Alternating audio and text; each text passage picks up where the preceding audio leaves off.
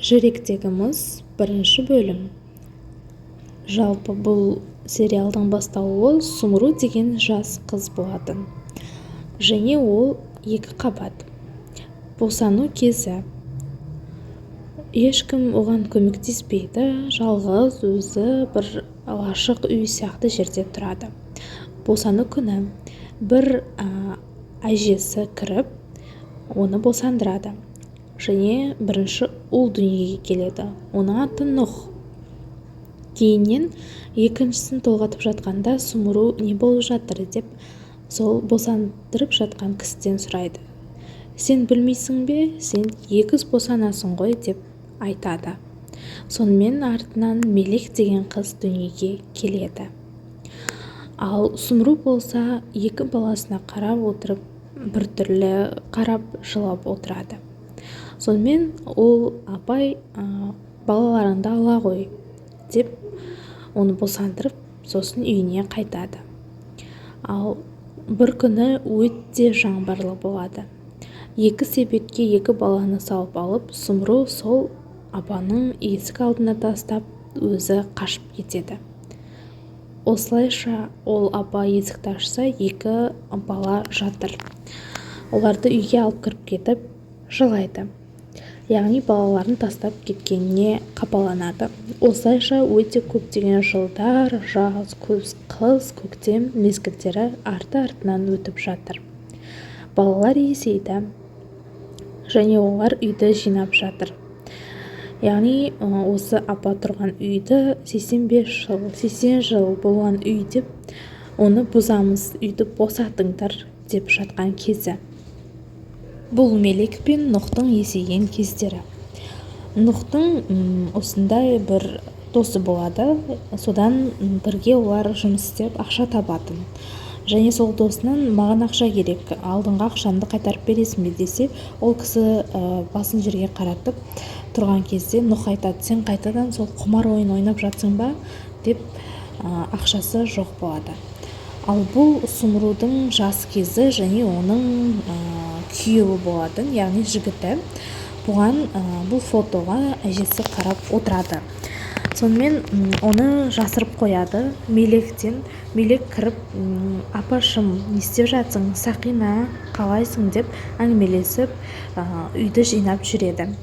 Кейіннен Сақинадан сұрайды, менің апам қандай екен, оның түрі қандай екен, көздері, мұрыны, шаштары қандай екен деп сұрайды. Сол кезде әжесі бірден біртүрлі болып, жүрегі қысып ауырып бастайды.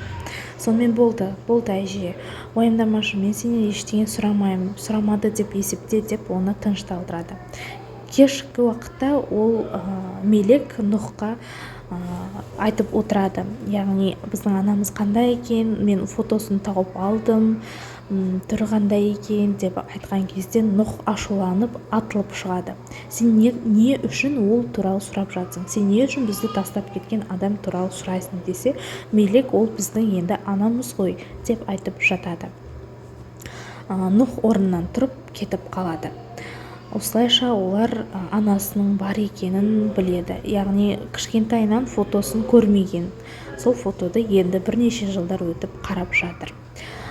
Каппадокиядан ұшақ ұшып келеді. Жаңа кейіпкер Джихан есімді байдың баласы, яғни Шинсалан әулетінің баласы түседі. Ол неміс тілі мен немістер арасында жұмыс атқарады, яғни олар жеке отель ашпақшы еді. Сонымен оны күтіп алады, яғни түрлі тағамдар дайындап жатыр қызметшілері, ата-анасы күтіп жатыр. Яғни осы Шинсалан әулетінде Сумру деген әйел тұрады. Сумру қарайды балконнан, қараса Джихан келген, барлығы оны күтіп алып жатыр, сәлемдесіп жатыр. Бұл да төменге қарай түсіп, Джиханды қарсы алады. Бұл кісі де сол Шинсалан әулетінде тұратын бір актриса, яғни өзінің қызын осы Джиханға көздеп жүрген кісі. Мелек және Нұх екеуі әңгімелесіп жүр. нұх қайтадан осы тақырыпты бастамақшы деп айтып жатыр. Яғни олар аналары туралы сұрайды. Нұх ата-анасының суретін жыртып тастайды. Мелек болса неге өйтесің, ол біздің анамыз ғой деп айтып жатыр. Ал әжесінің жүрегі ұстап жатыр. Осылайша олар да ұрыс керіс болады және үйінен кету керек. Яғни бірінші күні, яғни дүйсенбі күні олар үйді босатып, үй бұзылуы қажет екен. Ал бүгін болса жексенбі, баратын жері жоқ әлі. Ал бұл кейіпкер Шансалан әулетінің ханымы. Яғни осылай кофе ішіп отыр және ол жердегі Джиханның әкесі мен осы қыздың анасы екеуі әңгімелесіп отырғанына қарап тұрады. Ал бұл қыз Джиханның жиені болып табылады екен, яғни алыс туысқандар сияқты. Бір үйде тұрып жатыр. Осы Джихан шетелден келгеннен кейін екеуі бір-бірін енді көріп жатыр екен, яғни бұрыннан кішкентайынан араласпаған. Яғни дос құрбылар сияқты болып жүрген.